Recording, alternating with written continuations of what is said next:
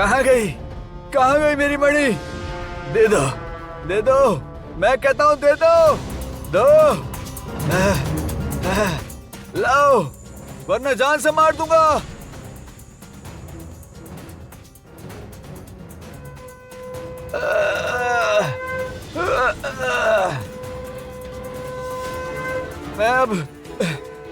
मैं अब किसी पर आक्रमण नहीं करूंगा। बंद करो। मुझे बहुत शक्तिहीन महसूस हो रहा है। चाहो तो इस समय तुम लोग मेरे प्राण ले सकते हो। देखो, पाप तो तुमने किया है, गांव वालों को बंदी बनाया, इस नदी में विष मिलाया, और इसके लिए तुम्हें दंड मिलेगा, निश्चिंत मिलेगा।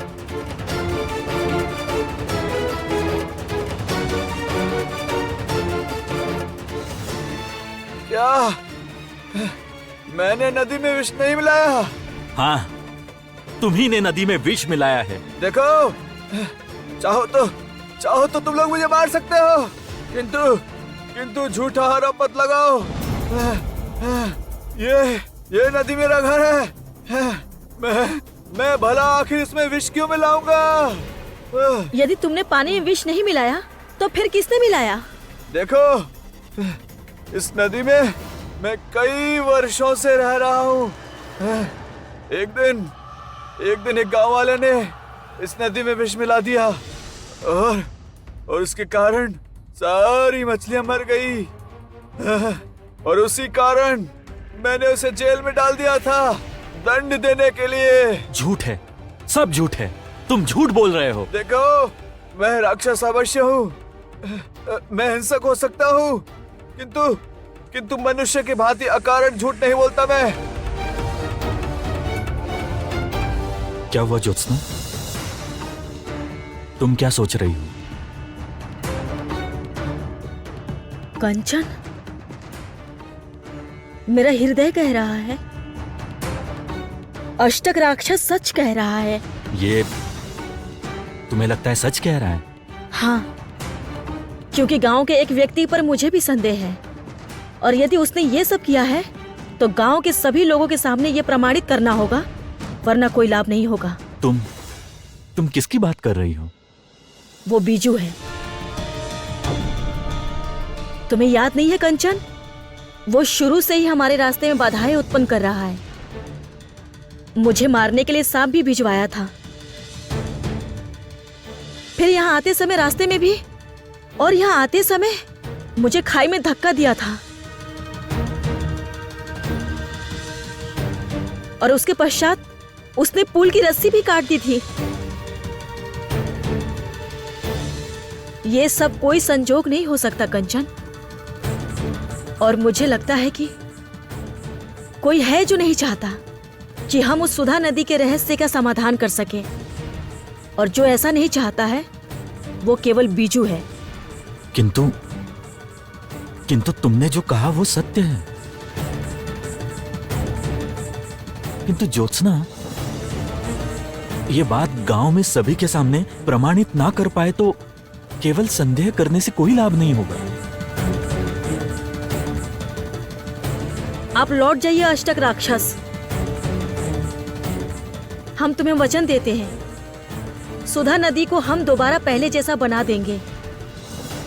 सच कह रहे हो तुम लोग? सच कह रही हूँ।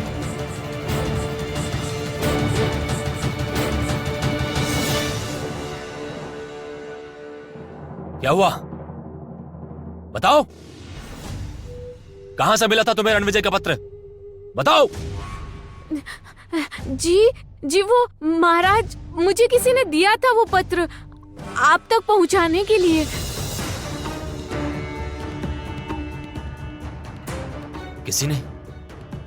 किसने दिया था? शीघ्र बताओ मुझे। महल का कोई था, इस राजसभा का कोई था, या इस राज्य का कोई था? अरे, आज मुझे इस भरी सभा में पकड़े जाने से कोई नहीं बचा पाएगा। ये दासी डर के मारे सबके सामने सब कुछ बता देगी। तो क्या यही आपकी इच्छा है प्रभु?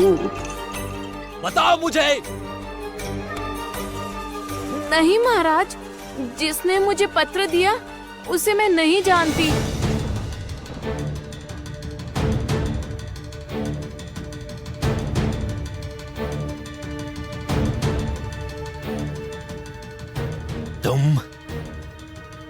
तुम सच कह रही हो?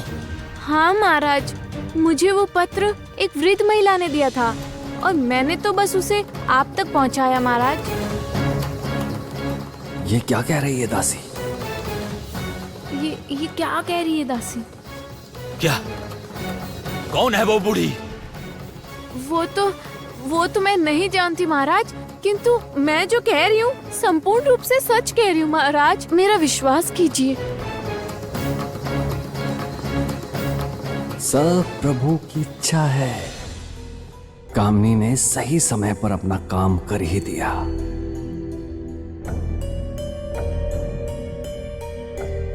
कामिनी, ये अवश्य कामिनी का किया धरा है।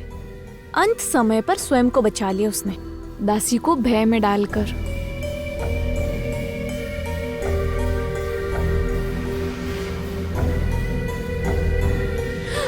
कामिनी छोड़ो उसे। कामिनी कहा ना छोड़ो उसे। कामिनी, यदि तुम इस दासी को नहीं छोड़ोगी तो सबका संदेह और बढ़ जाएगा।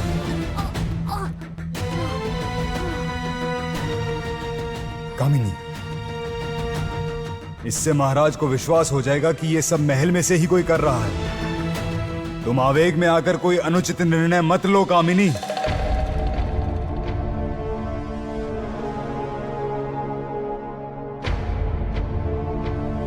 तुम इसे मारने की बजाय तुम इसका ऐसा प्रयोग करो जिससे महाराज भी अचंभित हो जाएं। हाँ कामिनी, समझ आया?